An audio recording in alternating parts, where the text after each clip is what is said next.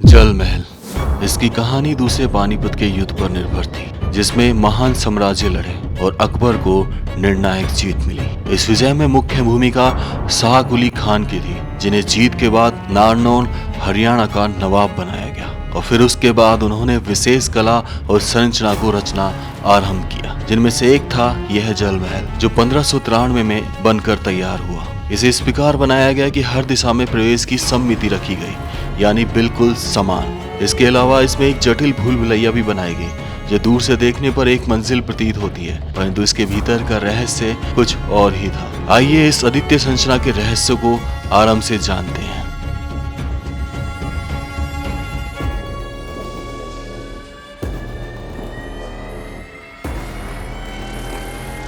तो चलिए शुरुआत करते हैं शुरुआत से। जैसे ही हम इस जल महल के प्रवेश द्वार से प्रवेश करते हैं तो उल्टे और सीधे हाथ की तरफ आपको दिखाई देंगे सैन्य कक्ष, जो कि पहरेदारी किया करते थे सैनिक। उस समय की सुरक्षा की दृष्टि से इस जल महल को बनाया गया था। इन सैन्य कक्ष के बाहर बनी हुई थी प्राचीन छतरियां, जिन पर लगे खंभे बिना किसी चूना पत्थर के आज तक डटे हुए थे। लगभग 400 साल से ज़्यादा हो चुके हैं इन चीज़ों को, और ये टोड़े जिन पर ये खंभे स्थित थे उस समय की प्राचीन कला। दूसरे सैन्य कक्ष की छतरी क्षतिग्रस्त हो चुकी है।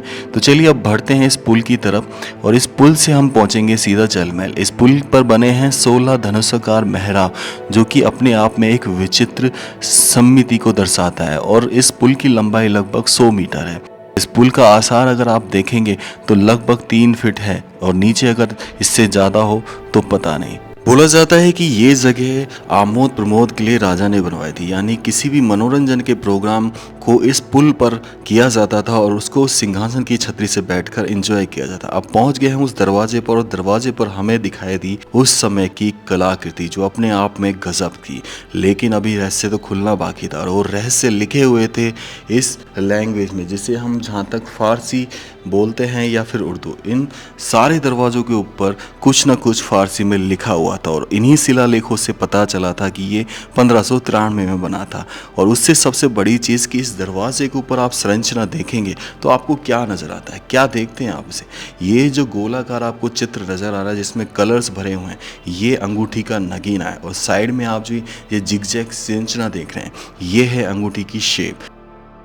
स्टार्टिंग के पॉइंट पर हर गेट पर इस तरह का डिज़ाइन किया गया, और एक आला ऊपर छोड़ा गया था जो कि इनके भगवान को समर्पित होता था। जैसे हमारे गणेश जी पधारे जाते थे गेट के ऊपर, ऐसे ही हर गेट के ऊपर एक आला छोड़ा जाता था। लेकिन अब सबसे बड़ी बात में उस ज़माने के एंटी लॉक सिस्टम इन चौखटों पर लगे हुए थे, जो दरवाजे के लिए यूज होते थे, और नीचे चौखट पर छोड़ा गया था एक छेद, ताकि अगर अंदर इस जल महल में पानी भर जाए तो उसको इस छेद से बाहर निकाला जा सके। अंदर जैसे ही हम प्रवेश करते हैं तो हमें नजर आती है एक वर्गाकार संरचना, जो कि ऊपर हमें 8 मेहराबें नजर आते हैं, और उसमें बीचों बीच स्थित होता है एक चित्र, जो कि चूना झड़ने की वजह से अपना अस्तित्व खो चुका है। और ये वाकई में कमाल की संरचना थी।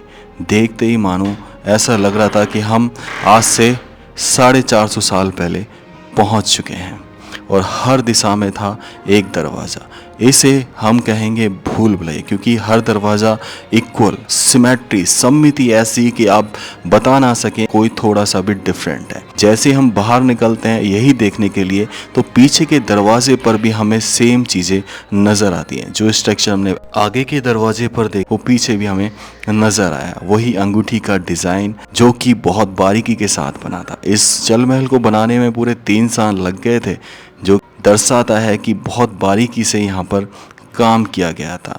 और अब हम बाहर की तरफ चलते हैं तो हमें दिखाई ये ऊपर जाने वाली सीढ़ियाँ, जो कि अब बंद थी, लेकिन हम दूसरे सीढ़ियों से जाएंगे जो खुली हुई है। और ये टोड़े प्राचीन कला की सभ्यता थी, और इन टोड़ों पर भी किया गया था कलर्स, जो इस छज्जे को रोके हुए पूरे 450 साल के आसपास से। अब हम चलते हैं उस दरवाजे की तरफ, उस सीढ़ियों की तरफ, जहाँ से हमें दिखाई देगी कि कहाँ से बैठकर वो एंजॉय किया सकते थे। तो ये तीसरा दरवाज़ा, जहाँ पर वही सेम संरचना हमें दिखाई देती है। तो थोड़ा हम आगे बढ़े तो वही एक भूल भुलैया सा स्टार्ट हो गया था, और मैं एक बार के लिए तो मति भ्रमित भी हो गया था कि भाई मैं कहाँ से आया। अगर ये पुल ना होता तो मैं शायद इसमें खो जाता। तो चलिए अब चलते हैं। कमरे के ऊपर दूसरा कमरा बनाया गया था, जो कि 2 मंजिल है, ये चीज़ ये दर्शा रहा था। और ये सीढ़ियाँ बहुत ऊंची थी, दर्शा रही थी कि उस समय के आदमी 8 से 9 फुट के हुआ करते थे, तभी सीढ़ियाँ इतनी ऊंची बनाई गई। और फिर आता है ये कक्ष जहाँ से राजा के प्रधान मनोरंजन के कार्यक्रम को देखा करते थे। इसमें अंदर एक आला छोड़ा गया था जो कि दर्शा रहा था कि उजाले के लिए उसको छोड़ा गया, जिसका रंग काला भी था, तो यानी कि कभी ना कभी यहाँ दिया या मसाल जलाई गई थी। दोस्तों, यहाँ से दिखाई देता है पूरा जल महल। कमी है तो सिर्फ पानी की, लेकिन सच मानो वो भी आ जाएगा, क्योंकि इसका अब मरम्मत कार्य हो चुका है और अब सिर्फ इंतज़ार है तो एक अच्छी बारिश का, और वो भी हो जाएगी। तो व्लॉग को मैं यहीं एंड करता हूँ। राम राम सर सभी को। खम्मा गणिसा राजस्थान, मेरा देश मेरा भारत। कैसा लगा अवश्य अपने विचार जरूर रखना।